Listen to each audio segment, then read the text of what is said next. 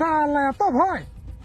যখন বান তো দিবেন না তখন মুখ থেকে প্যান্টটা বিলাইন যাবে। কেন কি করছিস তুই?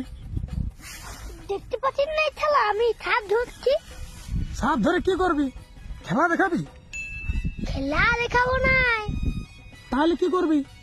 14 তারিখে পালকে ছেড়ে দিব।